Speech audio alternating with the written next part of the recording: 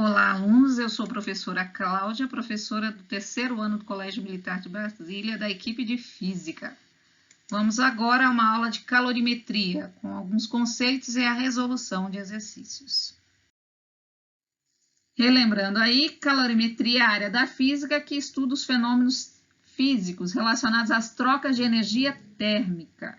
Essa troca de energia aí, essa energia que flui de um corpo para outro, a gente chama de calor, e ele vai aparecer quando eu tiver corpos com temperaturas diferentes. Corpos em temperaturas diferentes trocam calor até que a temperatura dos mesmos seja a mesma, que todos os corpos tenham a mesma temperatura. O termo calor só deve ser utilizado para designar esse fluxo de energia térmica, ou seja, quando eu tenho energia térmica sendo transferida de um corpo para outros ou outro, certo? A gente usa frouxamente aí o termo calor, né, para outras situações da vida cotidiana, mas não é adequado eu dizer que hoje está muito calor ou que eu estou com muito calor. Essas situações em que eu estou com muito calor ou que está muito calor estão associadas ao nível de agitação das moléculas ou dos átomos do sistema.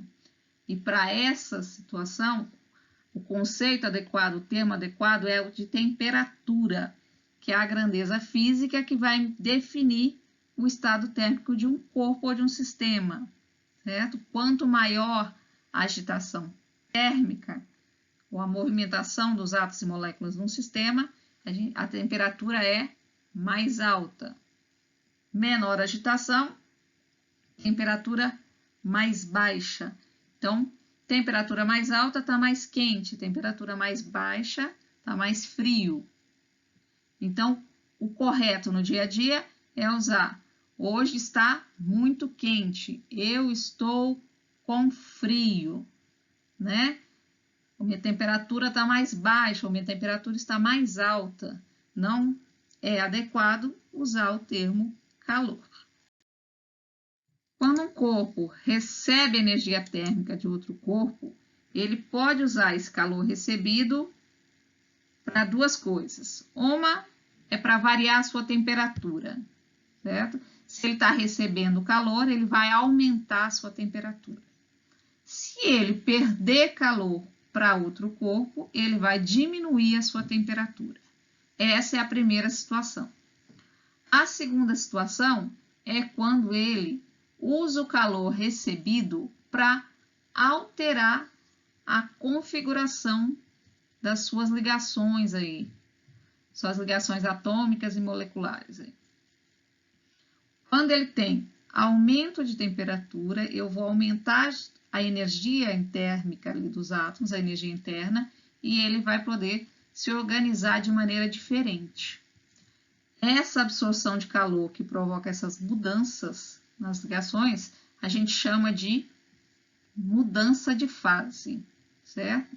Durante a mudança de fase, todo o calor recebido é utilizado para que o corpo altere, ou a substância altere o seu estado, né? A gente fala, passa de sólido para líquido, ou de líquido para vapor, ou se ele perde calor, pode fazer o caminho inverso, né? Se ele perde calor, ele vai mudar de fase numa ordem inversa, vamos dizer assim. Então, a gente pode ter a fusão do corpo da substância, quando ela passa do estado sólido para líquido, ou o caminho inverso, a solidificação, quando ele passa de líquido para sólido. Na fusão, ele precisa receber energia para fazer essa modificação, e na solidificação, ele vai perder energia. Na vaporização, aí que eu tenho passagem do estado líquido para gasoso ou para vapor, vai precisar ganhar energia. A condensação, ele passa de estado gasoso para líquido, então ele cede calor. E nós temos, por último, a sublimação, que é a passagem do estado sólido direto para o gasoso, onde ele precisa ganhar energia, e nós temos a passagem do estado gasoso para o sólido diretamente, que a gente chama também de sublimação, ou ressublimação, ou sublimação inversa. Aqui agora algumas das equações que a gente vai utilizar aí para a resolução desses exercícios. A mais conhecida aí, também chamada de equação fundamental da calorimetria, aquela que diz que o calor recebido ou perdido por um corpo é igual à sua massa vezes o calor específico de cada substância, da substância da qual o corpo é feito, vezes a variação de temperatura, temperatura final menos temperatura inicial. Então, aí, o calor pode ser, é uma energia, então, dada em joules, mas é muito comum aparecer em calorias, né? O calor específico, ele é dado em calorias por grama grau Celsius, ou também pode ser dado em quilograma por joule, desculpa, ao contrário, né? Em joule por quilograma grau Celsius, e a temperatura dada em graus Celsius aqui no meu exemplo, porque eu posso ter também essas unidades utilizando graus Kelvin. Errei, né, gente? Em Kelvin, quando a gente fala em Kelvin, a gente não usa grau, ou em graus Fahrenheit. O cuidado que eu tenho que ter é que as unidades sejam sempre compatíveis. A gente tem também aí o calor latente, né? Calor latente é aquele que eu tenho durante a mudança de fase, que eu não tenho variação de temperatura. Todo calor recebido é utilizado para mudar o estado físico do corpo. Então, nesse caso, o calor recebido ou perdido é igual à massa do corpo vezes o calor latente. De novo, vamos lá. Calor é unidade, é uma energia, então tem unidade joules ou caloria, por exemplo. A massa pode ser dada em quilogramas ou gramas, e o calor latente em calorias por grama ou joule por quilograma. E a definição aqui de capacidade térmica, que é a razão entre o calor trocado dividido pela variação de temperatura, tá? Que é igual à massa vezes o calor específico. A capacidade térmica é característica de cada corpo. Um corpo de uma certa substância vai ter, se tiver massa diferente, vai ter capacidade térmica diferente de outro corpo com da mesma substância. O calor específico é característico da substância da qual o corpo é feito. Então, o alumínio tem o seu calor específico, a água tem o seu calor específico. Tá certo? E aí, a unidade de capacidade térmica vai ser caloria por grau Celsius ou joule por grau Celsius. Aí, de novo, sempre tendo cuidado de usar unidades compatíveis. Após essa breve retomada aí dos conceitos e equações relacionadas à calorimetria, vamos à resolução dos exercícios. Exercício 1. A utilização do termômetro para a avaliação da temperatura de um determinado corpo é possível porque, após algum tempo de contato entre eles, ambos adquirem a mesma temperatura. Neste caso, é válido dizer que eles atingem a ou o. Letra A, equilíbrio térmico. Letra B, ponto de condensação. Letra C, coeficiente de dilatação máximo. Letra D, mesma capacidade térmica. Letra E, mesmo calor específico. Nossa resposta é equilíbrio térmico. Aqui nós temos algumas hipóteses, algumas alternativas que são completamente descabidas, né? Isso já nos ajuda a eliminar algumas delas. Ponto de condensação não faz nenhum sentido quando você está usando um termômetro, né? Coeficiente de dilatação máximo, ok. No termômetro a gente tem dilatação, mas isso que a gente está medindo é A variação do comprimento é a dilatação em si, não o coeficiente de dilatação. Então, já nos deixaria aí com menos alternativas possíveis. Por que a letra A? A gente sabe que quando dois corpos estão colocados em contato, o que está com maior temperatura vai ceder calor, vai ceder energia para aquele que está com a temperatura mais baixa, até que os dois atinjam a mesma temperatura. E a esse fenômeno a gente chama de equilíbrio térmico, quando os dois atingem a mesma temperatura. Dois blocos metálicos de materiais diferentes e inicialmente à mesma temperatura são aquecidos, absorvem a mesma quantidade de calor e atingem uma mesma temperatura final sem ocorrer mudança de fase. Baseado nessas informações, podemos afirmar que eles possuem o mesmo ou a mesma densidade, calor específico, volume, capacidade térmica ou massa.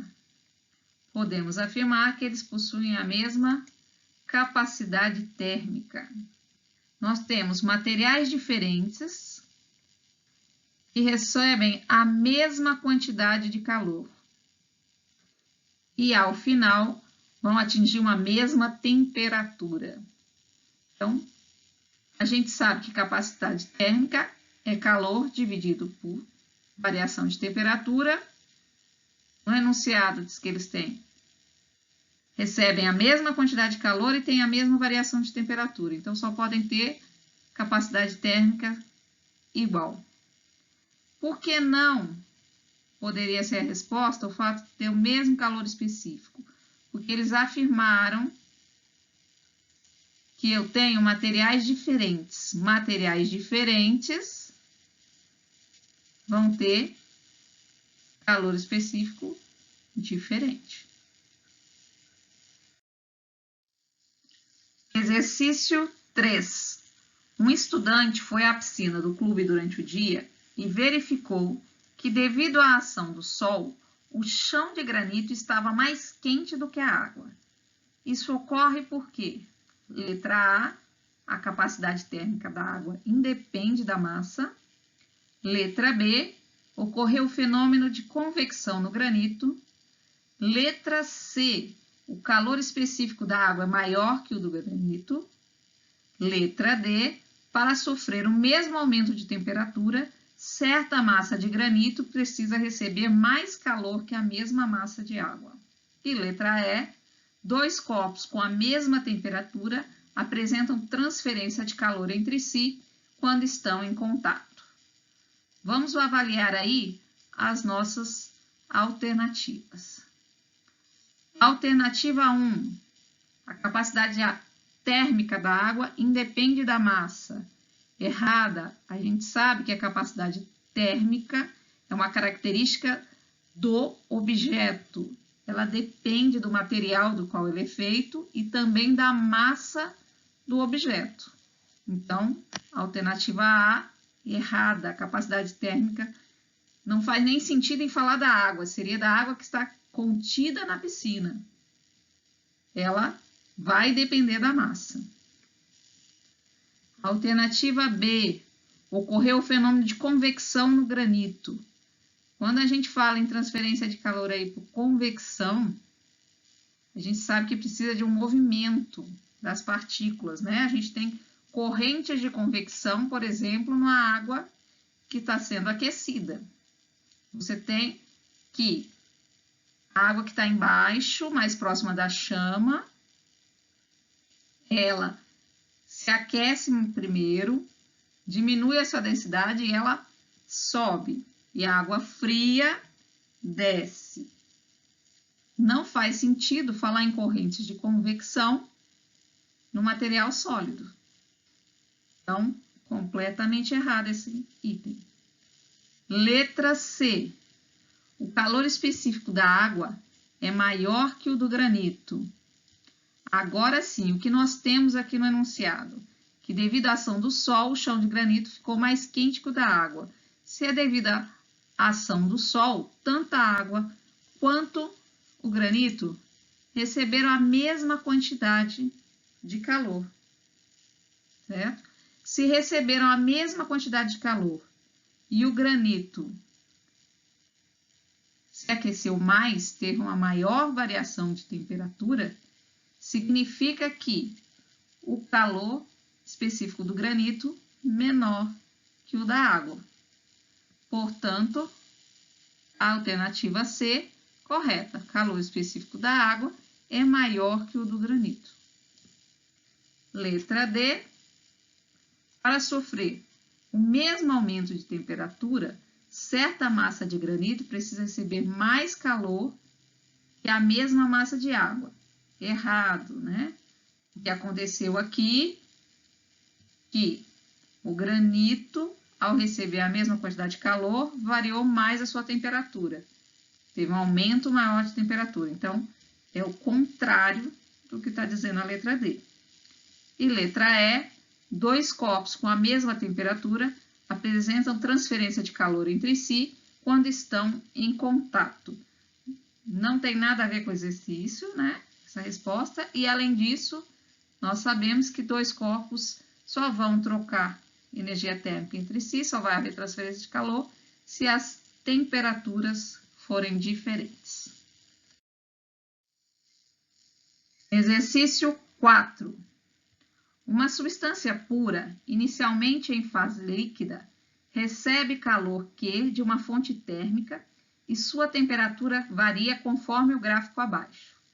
A temperatura de ebulição do líquido em graus Celsius é: letra A, 120, letra B, 80, letra C, 400, letra D, 800 e letra E, 1000.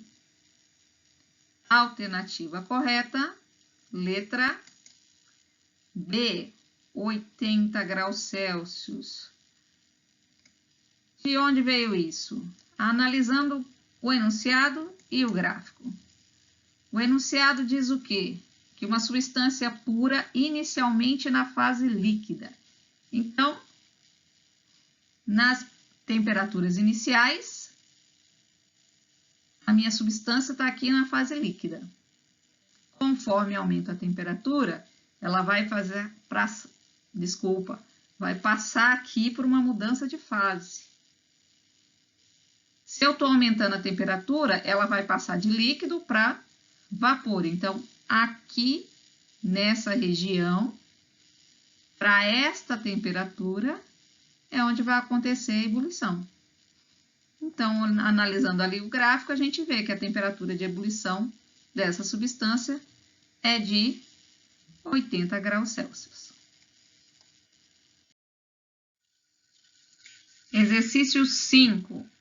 Sabendo-se que o calor específico do ferro é de 0,11 calorias por grau Celsius, o calor necessário para aquecer de 104 Fahrenheit até 158 Fahrenheit uma barra de ferro com massa igual a 1 kg é de: letra A, 3,3 calorias, letra B, 4,7 calorias, letra C, 33 calorias, letra D, 47 quilocalorias, letra E, 33 quilocalorias. Resposta, letra E, 3,3 quilocalorias.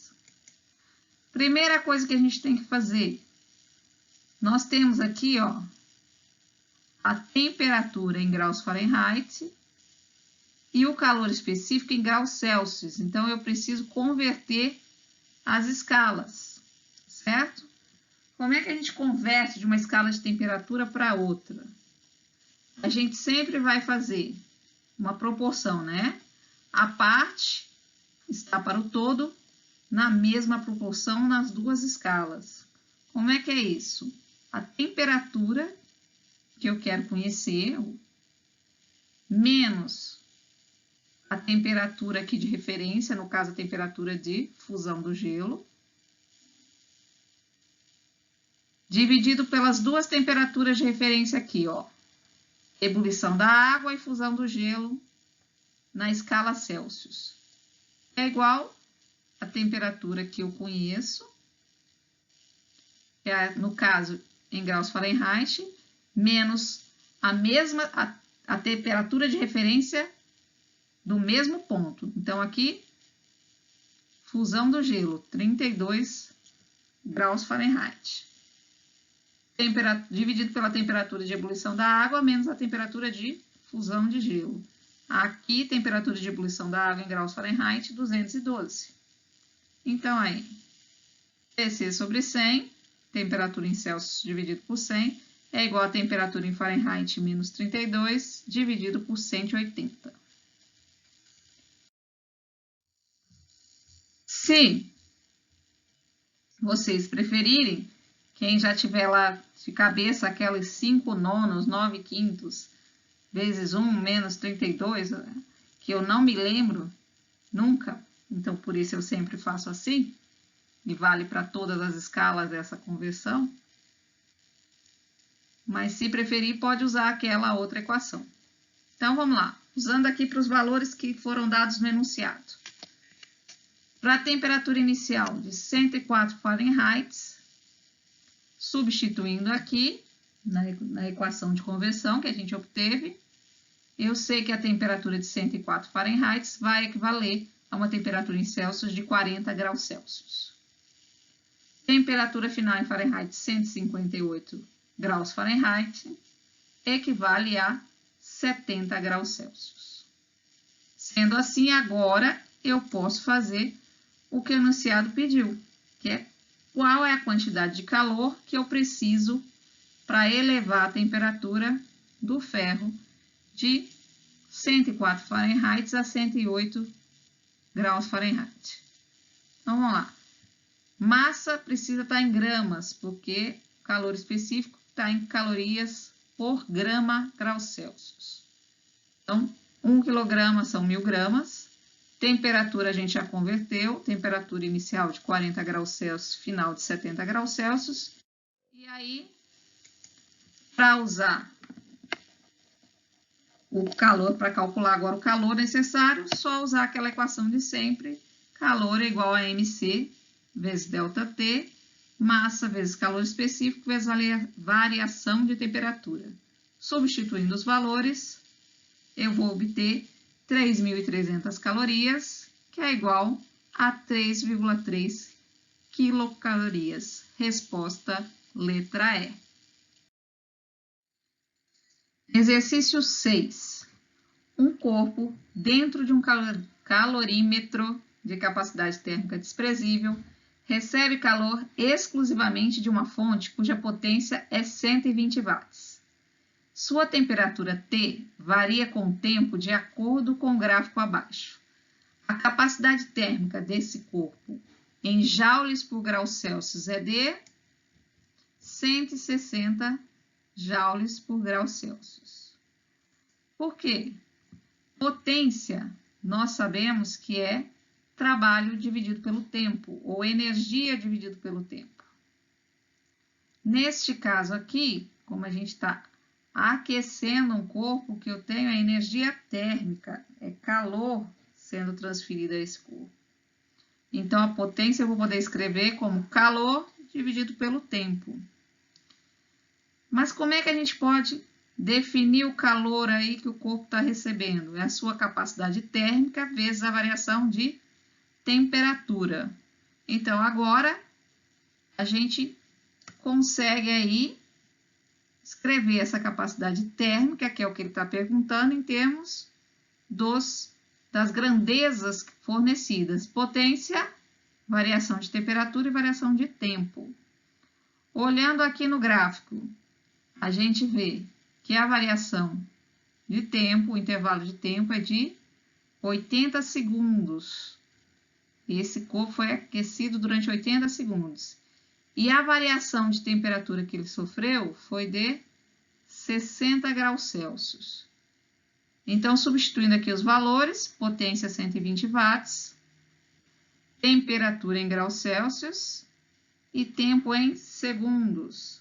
60 graus Celsius, 80 segundos, eu vou obter que a capacidade térmica desse corpo é de 160 joules por grau Celsius.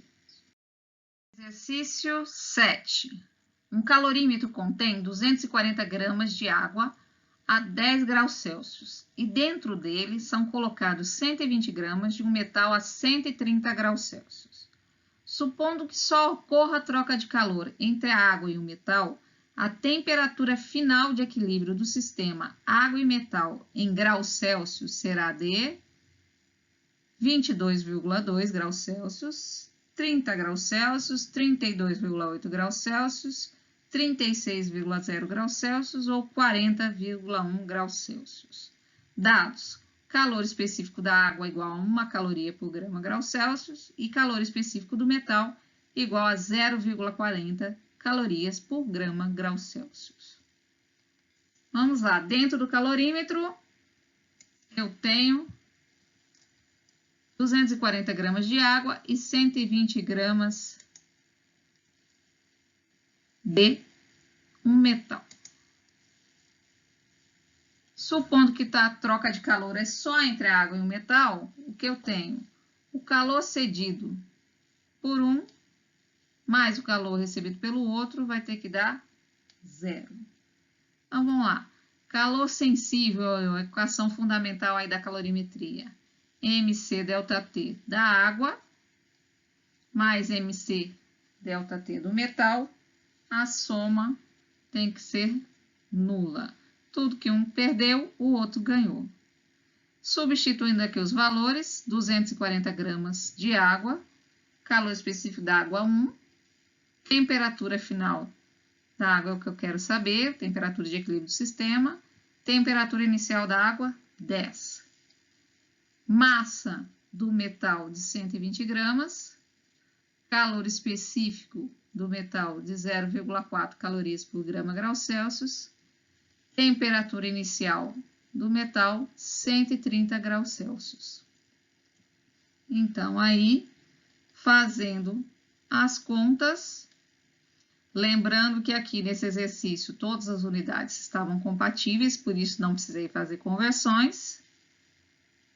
Fazendo aí uma simplificação, eu vou ter que 6 vezes a temperatura final é igual a 180, logo a temperatura final é de 30 graus Celsius, a resposta aí, a letra B.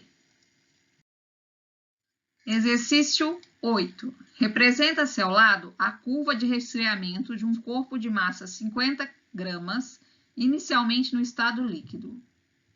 Com base nesta curva, a capacidade térmica do corpo no estado líquido e o calor latente de solidificação da substância do corpo são, respectivamente.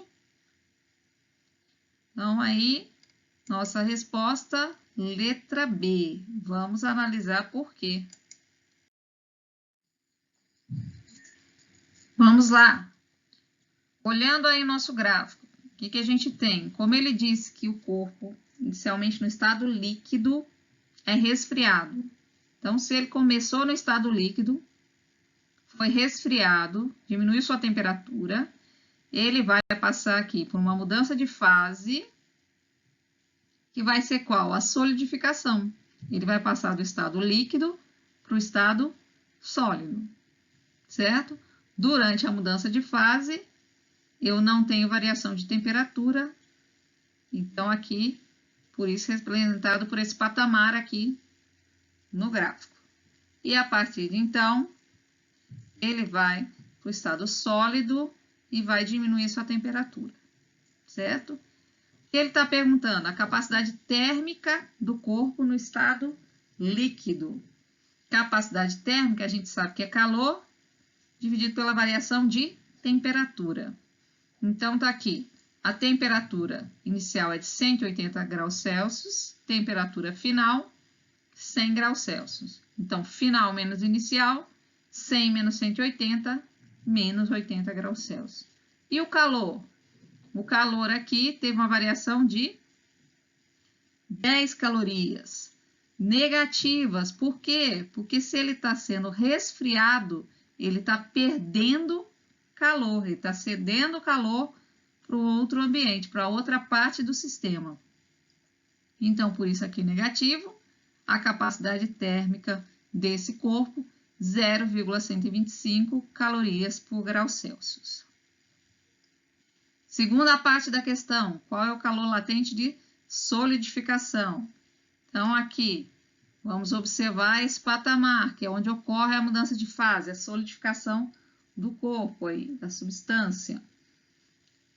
Se não há variação de temperatura, eu estou tratando de calor latente. A gente sabe que calor latente é igual a massa vezes o calor latente aqui de solidificação. Então, todo o calor cedido vai ser cedido para que ele se solidifique, para que o corpo se solidifique. Então, aí, de novo, nós vamos ter uma variação de calor negativa, porque ele vai perder energia térmica. Então, eu tenho menos 15 calorias de calor aí no caso cedido, uma massa de 50 gramas, então o calor latente de solidificação é de menos 0,3 calorias por grama. Encerramos por aqui, até a próxima aula.